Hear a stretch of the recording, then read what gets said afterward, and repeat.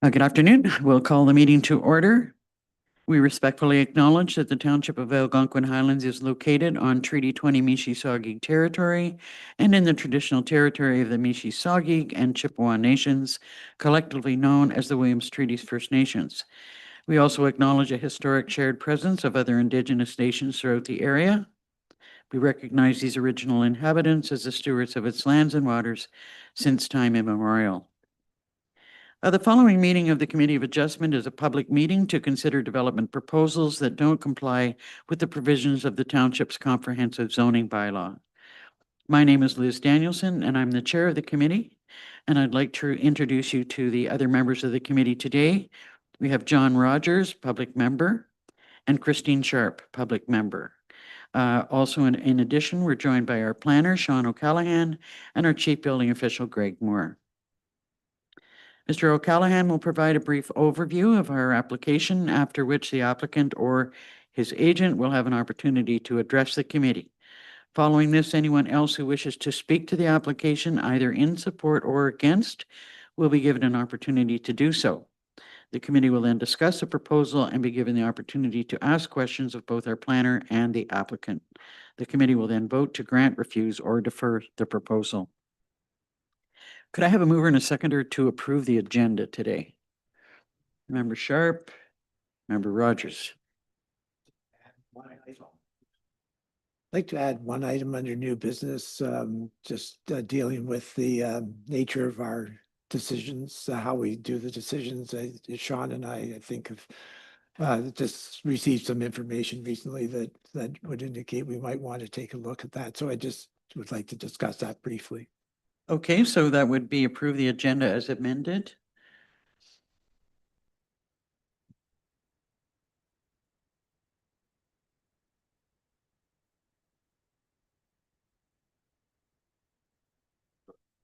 Mover and seconder. Christine and John.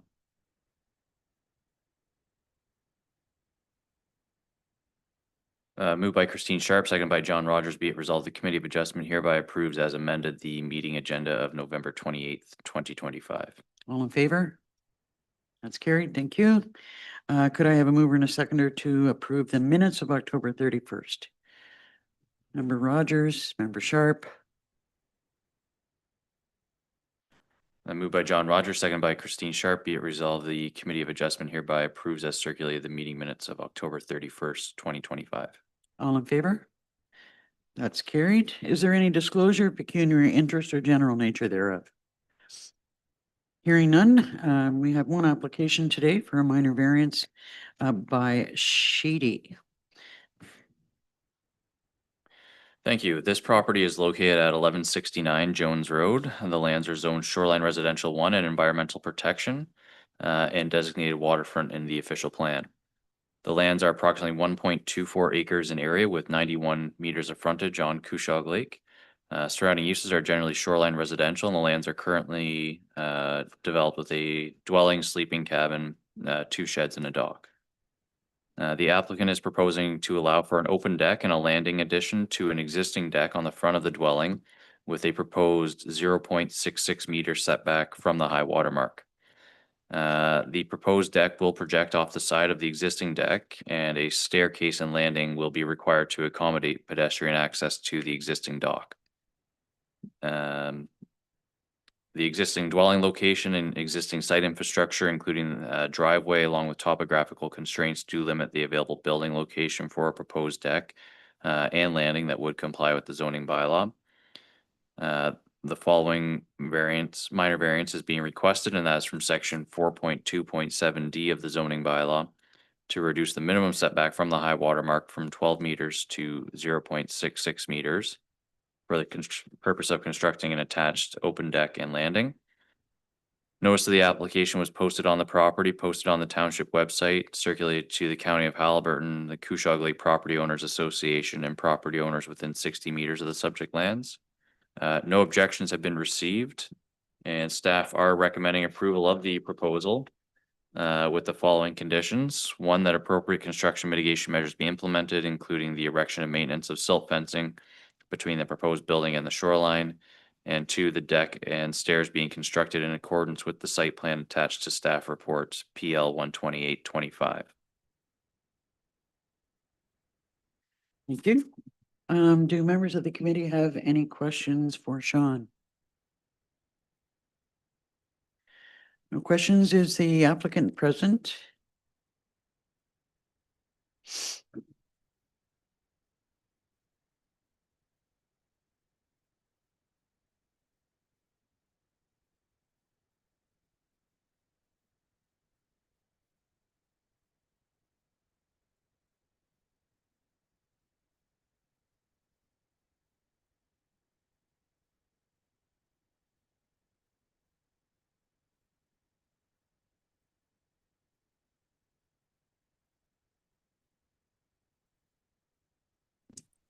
Hi, does that work better? Are you able to hear me We now? can hear you. We can't see you. No, okay, I will do that. There Perfect. we go. Good afternoon. Good afternoon. Is there anything that you would like to add? No, I think other than the existing building was built probably 50, 60 years ago, and back when there didn't seem to be shoreline allowances, and now there is. So all we're looking at doing is trying to fix a sort of a tough situation to walk down to the waterfront, because other than blasting the rock that's there, which we prefer not to do.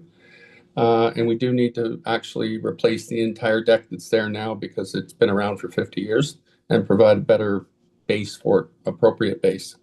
So that the only purpose of the staircase was to get, a safer way to get to the lake. As you can appreciate, that property along with the other two are pretty well, Sean, would you say everything is a minor variance? Do members of the committee have any questions for Mr. Sheedy?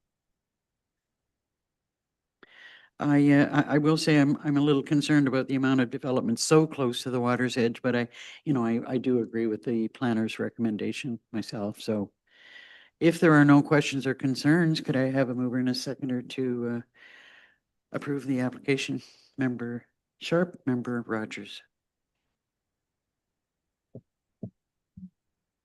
Moved by Christine Sharp, seconded by John Rogers. Be it resolved, the Committee of Adjustment hereby approves minor variance application AHMV 2625 to seek relief from section 4.2.7D of the zoning bylaw to reduce the minimum setback from the high water mark from 12 meters to 0.66 meters for the purpose of constructing an attached open deck and landing, subject to the following conditions. One, that appropriate construction mitigation measures be implemented, including the erection and maintenance of silt fencing between the proposed building and shoreline.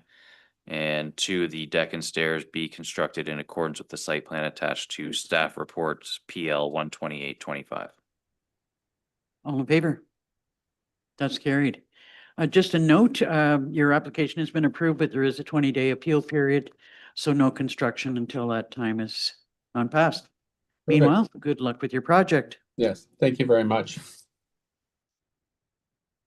So under new business, Member Rogers has asked for a discussion, so if you'd like to speak to that.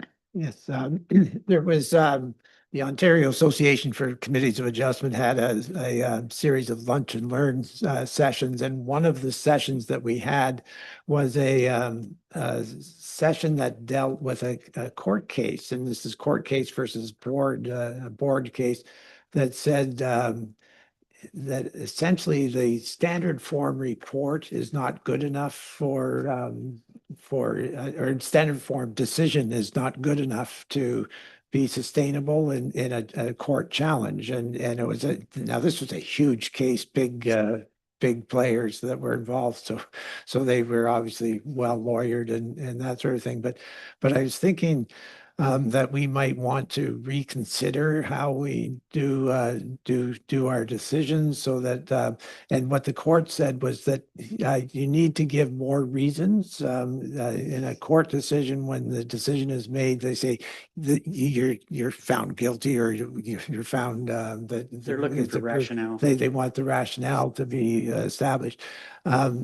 one of the ways to do that, I know, as you know, I sit on another committee, and the way it's done there is that it actually in the decision refers to the planner's report, because the planner's report has the rationalization. So it refers to the planner's report. So I'm just thinking that maybe we should take a look. I'm not saying that has to be the way, but just maybe we take a look at how we can potentially, hopefully we're not going to be appealed very often, but I think we do have an appeal ongoing right Mhm. at the moment. So And I think that part of the concern from our perspective may be that we didn't sufficiently document what our rationale as a committee was Yeah. to go against the planner's recommendation. yeah. So Yeah, and that is, and it's kind of funny because when the decision itself is just we make that decision, but when you appeal it, it's supposed to be a hearing de novo, what's here called a hearing de novo. So everything's brand new. It's all new witnesses, everything goes. But this particular court case was, I would say it sent a bit of a shockwave through the Committee of Adjustment community because of the way the court and when courts make the decision, it's quite a bit different than when the board makes a decision. So I think we just need to Mhm. take that into account. got some thoughts on that? No, so, well, yes, no, sorry, I do. No, I agree with what, Member Rogers is saying there. He did forward that information from, the Ontario Association of Committees of Adjustment. So I will review that further and perhaps look for some other examples that are out there, just so that we can make sure that any decision the committee is making is, well rationalized and, represented should it be appealed. Go ahead. Yeah, just could you forward that to all of the members on the Committee of Adjustment, what that rationale is? And I'm just trying to understand, was it's better protection in terms of an appeals process when it's not according to the planner's recommendation, or just overall? Either way. Overall, either Overall. or, basically, yeah. Just better, it's better It's rationale better for the decision being rationale. made. And if you, to my mind, if you put that as a standard way of doing it, including the planner's report, normally committees support the planner's Mhm, report. There's occasional times when Mhm. they don't, but most times we do. So that by including the planner's report, you put the rationale into the decision. It's not like a court decision where the judge will give the reasons right within the decision proper. But I think this is a good way of protecting yourself. Mhm. One of the things that I like about Sean's report is that he does highlight those sections of The bylaw, yeah. the acts or bylaw that are applicable to the Mhm. case, but we don't necessarily transfer that information Mhm. into our Right, resolution. right. Yeah, okay. So we can look forward to you looking into that. Yes, yep, absolutely. Bring it up to a future meeting. Good. Any other business? How is that appeal going at the moment? So we've just received notice of it being scheduled, so I think it's early January is when it's been scheduled for, so. Yeah. And is the council taking a position as to whether it's? That's not something that we should be discussing at this in an open In session. open session, okay. You are considering it. Okay, council has definitely considered the case. Any issues with the next proposed date?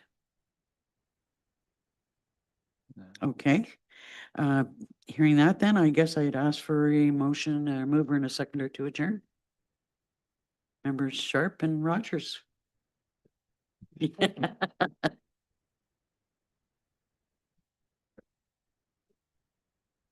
Moved by Christine Sharp, seconded by John Rogers, be it resolved, the Committee of Adjustment hereby adjourns its regular meeting at 1:13 PM.